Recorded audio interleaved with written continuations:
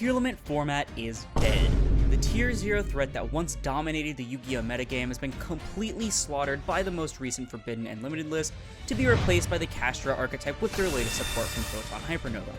Tier limit's removal not only freed up a lot of room for other archetypes to see competitive success, but also did something else. It made hand traps worth it again. With this in mind, what hand traps are the best to play right now to deal with the new Kshatri-La threat and all the other decks that came along with it?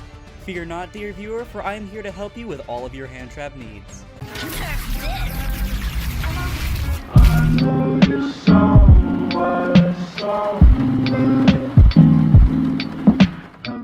What's going on, everybody? It's Rawija coming at you with a brand new video, and as stated in the intro, tier limit as a deck is effectively dead, and because of it, we've completely shifted into a brand new format. The format has been widely discussed online, namely after Team YCS Vegas, over whether or not it is healthy or not due to the amount of floodgates running around and how toxic of a deck Kshatri-La is, despite having so many different outs to it. Speaking of Vegas, it was the first event after the brand new Forbidden and Limited list, and other than the finals being a little bit scary to watch sometimes, it seemed like a pretty fun event overall, especially when it came to deck building. Hand traps are seeing monumentally more play than they did before, since they're much more effective at disrupting or even completely stopping the opponent now. To help out with this sudden change in deck building, I'm here to give you my hand trap tier list for the March 2023 format. Before we get started, just in case you were looking over what board breakers to play as opposed to hand traps, I will have a completely separate video up coming out probably the day after this one, so stay tuned for that, and just so you don't miss it, consider subscribing and turning on notifications so you can stay up to date with the latest in competitive Yu-Gi-Oh! Content. But with that out of the way, let's go ahead and get right into the list. So starting off, we have Ash, and Ash is the poster girl when it comes to hand traps. When you think of hand traps, you think of Ash Blossom and Joyous Spring.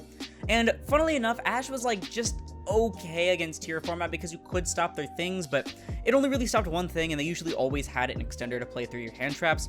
However, Ash right now is probably the best hand trap because it hits literally everything. Against Kshatri-La, you can hit things like Kshatri-La Theosis, the Field Spell, or even the Unicorn. Against Branded, obviously hitting Branded Fusion is absolutely massive, and half the time will probably end up either winning you or getting close to winning you the game.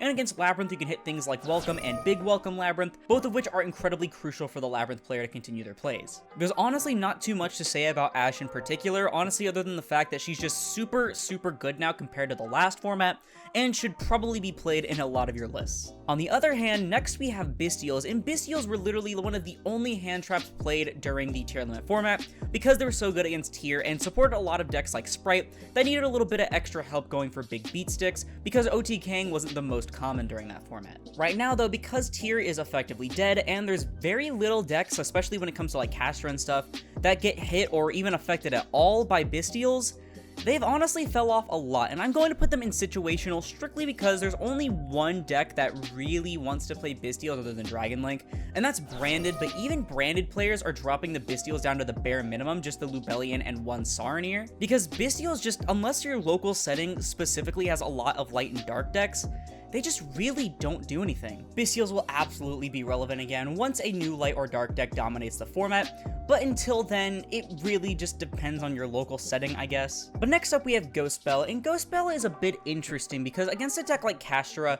the only things you can really hit are things like Kshatri-La Birth, and I mean, that's okay, but it's really not enough to actually deal with any of their plays. You can hit a deck like Labyrinth on their like Field Spell if they use it as like the final part of their chain, or like, I don't know actually, like you can hit, I think, some form of Big Welcome. I don't know if it banishes for cost or not. And then against Branded, there's definitely some things that it hits, but nothing really too relevant other than Branded in red and Banishment. Honestly, there's another card that I'm going to have to put in situational because, again, probably depends more on like your local setting or something, because Bell hits a lot of the tier 2 or lower decks, a lot of like rogue-ish sort of things, but at a very high competitive level, I personally wouldn't recommend it. Next up on our list we have Chaos Hunter, and Chaos Hunter is a bit interesting because it functions sort of like an Imperial Iron Wall or an Artifact Lancia, but it is one-sided against the opponent, and it does special a free 2500 body to your field. The cool thing about Chaos Hunter though is that unlike something like Lancia, it is permanent so long as the Chaos Hunter is on the field, and because it is 2500, it rivals all but Ogre in the main deck for Kshatri-La in terms of their biggest monsters. And honestly, if the only use for this card was against Kshatri-La, I'd probably put it in situational because it really only affects Kshatri-La. However, it's not the case because decks like Runic also like to banish cards, and even certain other decks like, to an extent, Branded and stuff like that also want to banish some stuff.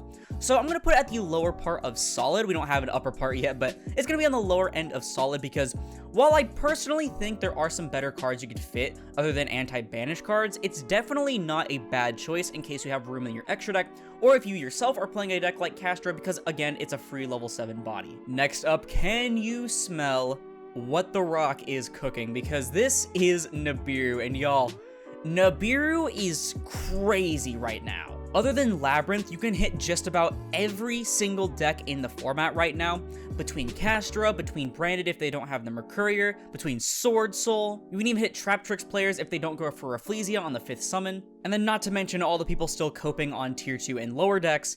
Nib is just an absolute menace, and it's literally so strong that it's become a card that you can literally keep in your hand while your opponent is going second. And if they break your board, or if you feel like that your disruptions aren't going to be enough, you can drop the Nib on top of that and then just use whatever you have for follow-up in order to go for game, because the Nib just completely ends their turn. The only reason it goes under Ash is because Ash can hit things like Labyrinth as well due to like the Welcome Labyrinth and everything, and Labyrinth is a really bad matchup for a lot of the decks in the format because they can just infinitely loop Dimensional Barrier. So Ash is like slightly above Nib in that regard, but overall Nib is like a must-have hand trap right now, be it main or side deck. Next up we have DD Crow, and as much as I love decks like Bird Up and I love being able to search the DD Crow, if Bystials are situational, what do you think DD Crow is going to be? I mean, banishing something from the opponent's grave, unless it's like specifically Fallen of Albaz or something like that, and they're going for an Albion play, it really doesn't do anything right now. And then if you play this against Castra, like in your main board, you're just going to end up helping them more than anything. So really, I would not recommend DD Crow right now, but at least it's got a new shiny secret rare printing. Next up is Dimensional Shifter, and Shifter is an interesting card because a lot of people, including myself even, were calling for this card to be banned because of just how impactful it was before. However, we've moved into a format where this card is so mediocre that Castra, a deck that loves having its stuff banished, is side decking the card, because if you're playing against another Castra player, I mean, what's it gonna do? Like, the best uses for this card are against matchups like Labyrinth, for example, because they want to have their traps still in grave, and all of their furniture cards can't work under Shifter, and then of course a bunch of tier 2 or lower decks and things like that. Even to an extent Sword Soul. Sword Soul could play Shifter, but they do still get hurt, especially if they play a lot of Tenyis. And so honestly, I'm going to put this in situational, because Cash they are citing it, and it is good against a lot of the lower tier decks. However, when it comes to like the top 3 or like even 4 or whatever, it's just really not all too amazing. Next up we have Droll, and Droll is an interesting case as well, because a lot of the time you won't have to deal with things like Shifter being shotgun during the standby phase, which made Droll like really bad. And then also Tier didn't really do too much adding, they mostly did just a bunch of dumping and then like returning and stuff like that. And so Droll wasn't like the best thing to use. However, against something like Castra, it's actually a pretty solid card, and even to an extent things like Branded, because if they go for like a search with a Luber or something like that, they end up not being able to go for certain plays later on. Admittedly, it's not amazing against a deck like Labyrinth or anything like that, but it's also good against some lower decks like Sword Soul and such.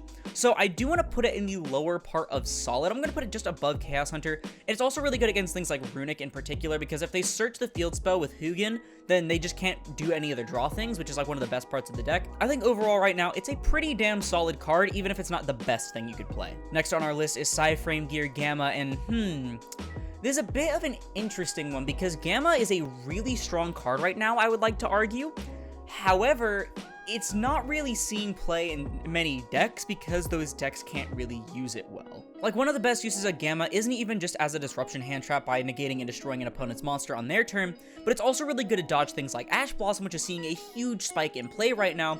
But the decks that would benefit from using something like Gamma against Ash can't really benefit from Gamma in general, because let's say something like Branded can't really benefit off the Gamma because the Gamma and Driver are just sitting there on the board, not really doing anything after they negate the Ash, because they can't Synchro or Link or anything else with them. Castra needs their main monster zones to be completely empty in order to go for any of their plays at all, and a deck like Labyrinth probably doesn't really care that much about the Gamma, and then also the Fiend locking can end up being a bit of an issue. So as much as Gamma overall actually would feel perfect in this format if it wasn't for the locks, it's because of those locks that I'm going to have to put it in situational. I'm going to put it below Shifter probably. So again, if you're playing like any of the lower tier decks, you can probably see play with Gamma and then get completely away away with it. It's honestly a fine card, especially because of how prominent Ash is, but honestly, like, it's not really that great in any of the higher tier decks, so it will be going in the situational category. So next up is an interesting one. This is Contact C, and Contact C is a card that has seen on and off play since its inception, even getting an OTS super rare reprint because of how good it was at one point, but during tier limit format, it ended up falling off because it didn't really hit too many of the decks at the time. It didn't work at all against Flunder. Tier could just link it off or use it for a rank 6 play because all the Bystials going around, and that was another thing being the Bystials. Sprite could just link it off into like an elf or something. Like, Contact C just wasn't that great. But Contact C saw a huge spike in play at YCS Vegas because of how good it is against basically all of the strategies right now. If you hit Castra after they use Castra Theosis and Xyz lock themselves, then they basically just have to pass their turn on Fenrir and Unicorn, which they will get to rip a card out of your extra deck, but honestly, it's not really that big of a deal. Against Branded, they better pray that they're playing Sprint the Iron Dash Dragon in order to out it, because otherwise, it's just going to be sitting there doing absolutely nothing and preventing them from using their fusion plays. Admittedly, it's not the best against a deck like Labyrinth, however, it could be kind of funny against some of their Xyz plays. And then, of course, you can hit Sword Soul, which, depending on whether or not they have the tuner out or something, like if they go for 10E plays, for example, like if they summon like a Vashuda or an Ashuna, you can summon the Contact C to their field and they won't have a way to out it there either. It was a card that a lot of people teched into their side decks for YCS Vegas, and a lot of people tried to play around, again with things like Sprint the Iron Dash Dragon for Branded, and so I'm going to be putting it towards the higher part of the solid category. It's really strong, and if you have space in your side deck, I would totally recommend it because of how versatile it is against a lot of the decks right now. Next up, we got Ghost Sister and Spooky Dogwood, and this card's probably going to go in the solid category. The time rules are still a thing, y'all. I mean, going into time is super frequent anymore because of how long certain games can end up being with the grind game, and then Ghost Sister and Spooky Dogwood just wraps up games really easily. All you have to do is wait for your opponent to activate something like Branded Fusion, or like go for a Castra Theosis or something, just to make sure they guarantee summon a monster so you can gain free life points, and then end up winning in time. Honestly, that's probably going to always be in the solid category, just so long as the time rules are a thing. Next on our list is Artifact Lancia, and Lancia is a bit of an interesting case here, because it really does stop Castra from playing, but only a little bit, because they can easily go for other plays. Like, if you shotgun the Lancia, yeah, they can't use things like Prosperity, and they can't banish from your extra with things like Unicorn or whatever if you have any other hand traps, but it only works for one turn, so they can literally still go for plays involving the Unicorn, the Fenrir. Hell, they can even still end on things like a Rise Heart if they really wanted to, because they can search the Rise Heart from their deck. So honestly, it doesn't really do much except for slightly delay the inevitable, and honestly, they still end on a pretty strong end board overall. So personally, also because against a deck like Runic as well, which also banishes, it's again only affecting them on their turn, so you can't really do it to stop your deck from being milled on your turn. So I'm going to honestly put it in don't recommend. I've seen a few people try to tech this in there, but honestly, I feel like a card like Chaos Hunter is just infinitely better, or even other cards that prevent the opponent from banishing, or honestly, just play something like Nibiru instead. Next up on our list is No Material, the card that I always will bring up that I coped about in that one video. And honestly, No Material isn't bad right now. I want to put it above the Bystials because it is a little bit better than the Bystials overall, because, for example, you can wait for them to go into Shangri-La, right, the Castra player, and then they summon Rise Heart. You can No Material the Rise Heart so they won't get the Rise Heart and get any more uses out of the Shangri-La, or you can just straight up hit things like the Unicorn or the Fender to prevent them from going into Shangri-La in the first place. And then depending on what they're playing and Branded, if they're playing like the Theater or the Branded in White or something like that, you can go ahead and hit something there as well. And then in Sword Soul, honestly, against Sword Soul, this card is actually pretty good. However, it's not good enough for me to warrant putting it above Situational, and y'all, please just play a different card. Next on our list is Herald of Orange Light, and y'all, Orange Light kind of fell off as a card, so Ashizu decks in general, including Ashizu Tier, and even Naturia Ashizu, which also played this card sometimes, they honestly just kind of fell off and either got rid of the Ashizu package entirely when it comes to Naturia, or just can't really come back into the format as well, like Tier Limit. And so, I mean, this card just completely fell off. I'm going to put it above DD Crow because technically if you're playing a deck that can use it, like, I don't know, Madolche, it is higher impact than DD Crow because you can hit things like the Unicorn, Fenrir, etc. But I would put it a little bit below Lancia because Lancia, again, at least kind of stops Cash. But yeah, Orange Light just really isn't going to see any play right now. Next up is Imperm, and Imperm is very strong right now. Being able to hit things like Castra Unicorn on an opening play for Castra can just completely end their turn. Hitting things like Aluber, or if they don't have Branded Lost, hitting things like Albion or Lubellion can end up being very strong against Branded. And if they don't have any set cards at the moment, hitting something like Lady or Ariana or whatever, if they do have any set cards, isn't a bad idea either. And then of course, Imperm has always been incredibly strong against a deck like Sword Soul, who'll have to jump through a few extra hoops in order to get that extra synchro material out. Imperm probably will always be in at least the solid category bare minimum. It's just that strong of a card. Not to mention that it doesn't trigger any of the Castra effects in case they have multiple Castras on board that would otherwise trigger.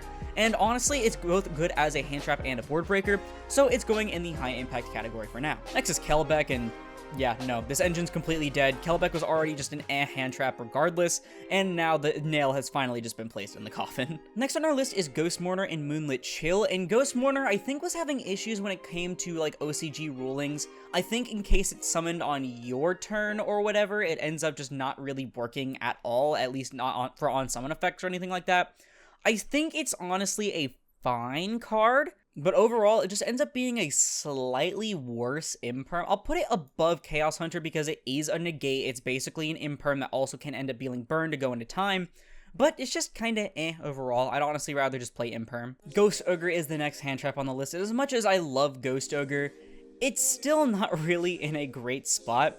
It can hit anything utilizing the adventure package a little bit. I know a lot of Castra builds are adding the adventure stuff in order to dodge Nib and get the free level 7 off the Griffin Rider. So I do want to put it in situational, especially because it can end up hitting decks like Sword Soul as well pretty well. But it's not very great against a deck like Castra in general because, I mean, if you destroy their Castra monster, they're still going to get the search for something like Birth instead of Theosis. And they're just going to summon back the Unicorn off of the Birth, or they're just going to have their zones free for another Castra monster. Next on our list is Phantasme, and even ignoring the fact that my Castra opponent used it specifically against me and drew Nib the first week that Photon Hypernova was legal, I'm not going to recommend this card. I never really did. I don't think it's good. Nothing's really link summoning right now, except for like really mid decks. It's better than Kelbeck at least, but I still don't like Phantasme as a card. Next on our list is Token Collector, and okay, admittedly, Sword Soul and Adventure are both seeing play, and then there's decks like Plunder Patrol that also makes tokens, so theoretically, Token Collector is situational. In fact, I'll put it probably below no material. It's situational, it can come up, but I still wouldn't end up running it, to be honest. Next is Retaliating Sea, and I mean, Retaliating Sea is not that great. Shifter-like effects aren't really that amazing right now. Not to mention that it's not like you can use it before Cash even ends up summoning a monster to like block their zones or anything. I'll put it above Phantasme, I guess, but like it's not worth it. Next up is Effect Veiler, and okay. So Veiler can stop Castra plays, but if they have another Castra, it ends up triggering their effects. It can hit things like Aluber and stuff, yeah, but if they branded opening during the draw phase, then you can't really do anything with it. And you also can't use it at all during your turn, so I'm gonna put it just below the Ghost Mourner. Like, I don't know, because Ghost Mourner can be used on the opponent's turn at any point, so including during the draw phase, and it does the burn as well. The only real benefit to Veiler is that it's not a hard once per turn, and also it's like a tuner, I guess, but that doesn't really matter too much most of the time. So, I mean, Veiler's Veiler. It's always going to be at least somewhat solid, unless it's a format in which, you know, spot negation doesn't really do anything. But I'd rather play these two as better alternatives. And the final hand trap on this list is going to be Ghost Reaper and Winter Cherries. I love cherries, always have, always will. I think it's a really cool and really funny card. Mainly, though, there's not a lot of decks that can make too much use out of it. Like, maybe Labyrinth can, but at that point, they'd probably rather just see a Floodgate, so I'll put it in don't recommend under Lancia, because it has, like, some plays. Again, Labyrinth can play it in decks like Flunder, which have already been kind of crippled. They can make some use out of it in, like, stun decks, I guess, but you're not really going to do too much damage by cherrying someone in this format. Well, y'all, that's going to do it for my hand trap tier list for the March 2023 format post Team YCS Las Vegas. I honestly really love that hand traps are coming back into the format. I feel like they're a really cool way of interacting with your opponent, even if they can be kind of a blowout right now. But I think it really leads to some creative deck building, and it's really fun to see, especially for the blanket hand traps like Nibiru and Ash when there's so many different diverse decks in the format. That's going to be all for this list though. Remember, these are just my opinions. Let me know yours down in the comments below, because that's going to do it for the video. If you liked it, please be sure to leave a like, as I'll put this video and the channel into to recommended. And if you like this content and you want to see more like it, like the rest of my tier list, then perhaps consider subscribing, because we're on our way to 5,000 subscribers by the end of 2023. Not to mention, it supports the channel more than anything else, and it's absolutely free. But once again, thank you all so much for watching, and I'll see you in the next one. This is Aurora, signing off.